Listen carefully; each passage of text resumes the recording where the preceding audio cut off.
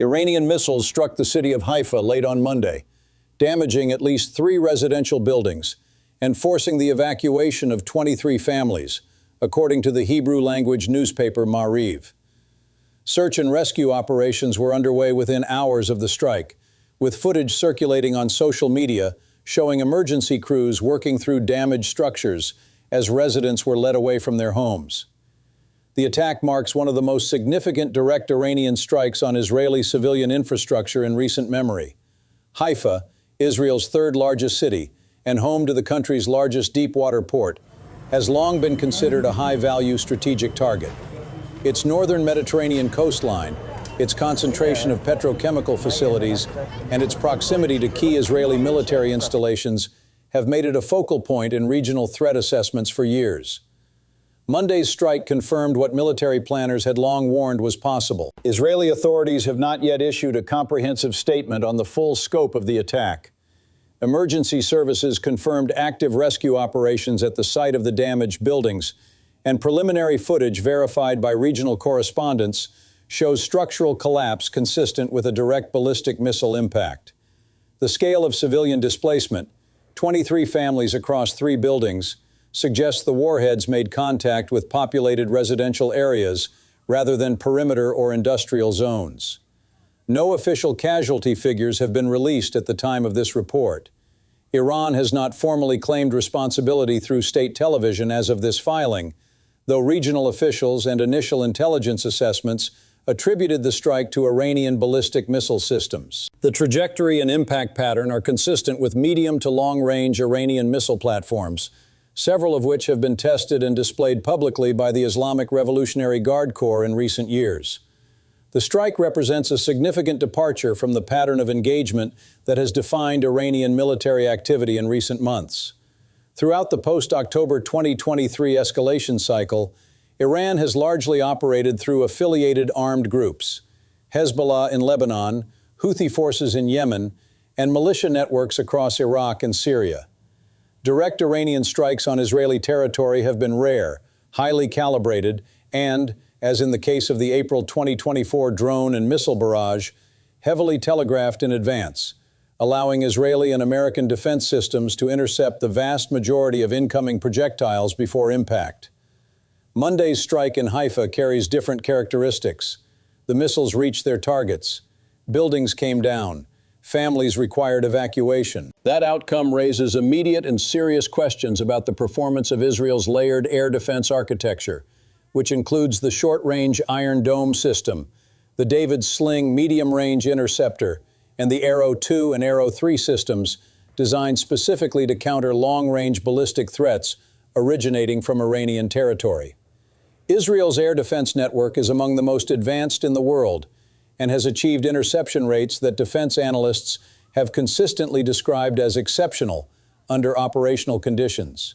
How missiles penetrated that network and caused structural damage in a major urban center is a question Israeli defense officials will be under considerable pressure to answer publicly, even as they manage the operational response privately.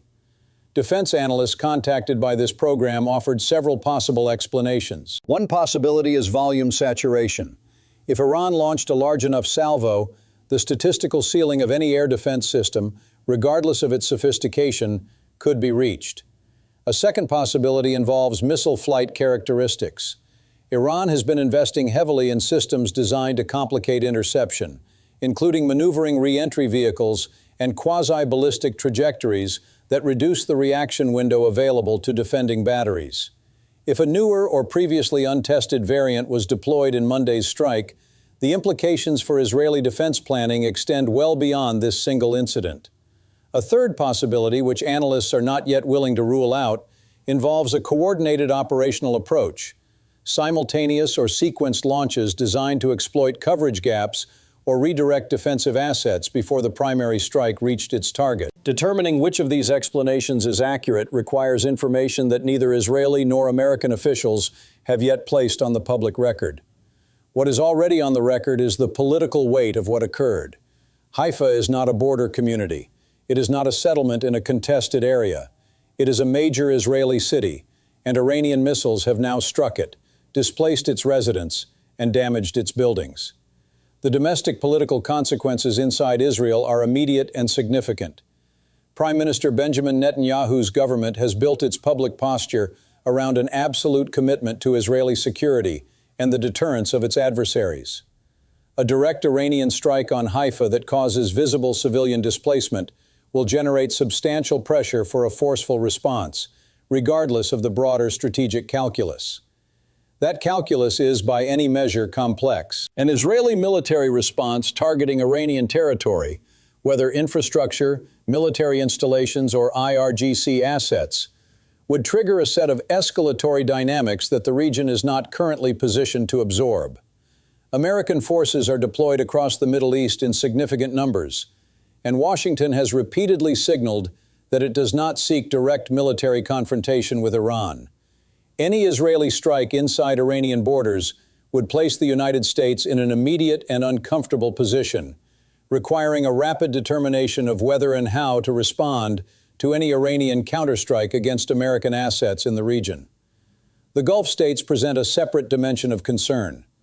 Several Arab governments that have either formally normalized relations with Israel or quietly permitted Israeli military use of their airspace would face intense domestic and regional pressure if they were perceived as facilitating a strike on Iran. The Abraham Accords framework, already under strain from the sustained conflict in Gaza, would face additional stress under conditions of direct Israeli-Iranian military exchange. Iran, for its part, appears to have made a deliberate decision. Striking Haifa, directly with state-owned ballistic missile systems in a residential district, is not an accident of targeting or a miscalculation of range. It is a signal. The question that regional analysts are now working to answer is what, precisely, Iran is signaling, and to whom. Is this a demonstration of capability intended to establish a new deterrent threshold? Is it a response to specific Israeli or American actions that Iran considers unacceptable? Or does it reflect a strategic decision within Tehran that the costs of continued restraint now outweigh the risks of direct escalation? None of those questions have publicly available answers tonight. The international response is beginning to take shape. Western governments are expected to condemn the strike and reaffirm commitments to Israeli security, while simultaneously signaling through diplomatic channels that a disproportionate Israeli response would complicate allied coordination. The United Nations Security Council will almost certainly convene an emergency session, though the structural dynamics of that body make binding action unlikely in the near term. Arab League member states will be watching closely, calculating how to position themselves between condemnation of civilian targeting and their own complex relationships with Tehran.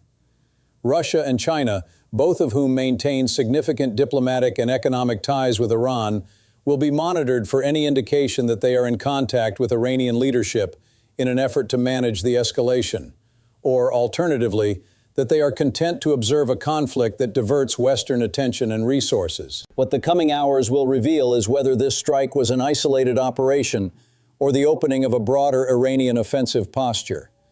Military analysts watching force disposition across the region, Hezbollah's readiness state in Lebanon, Houthi activity in the Red Sea corridor, militia mobilization in Iraq, will be assessing whether Monday's strike in Haifa was coordinated with movements elsewhere. If it was, the strategic picture becomes considerably more serious than a single city strike, however significant that strike already is. The footage from Haifa will continue to circulate throughout the night. Rescue teams working through damaged buildings, families carrying what they could from evacuated apartments. The particular and human cost of a geopolitical decision made in a command center far from the rubble. What those images represent in the longer arc of this conflict, whether they mark a threshold crossed, a line dissolved, or the beginning of a sequence of events whose conclusion no analyst can yet describe with confidence, remains to be seen. Reporting will continue as further details become available.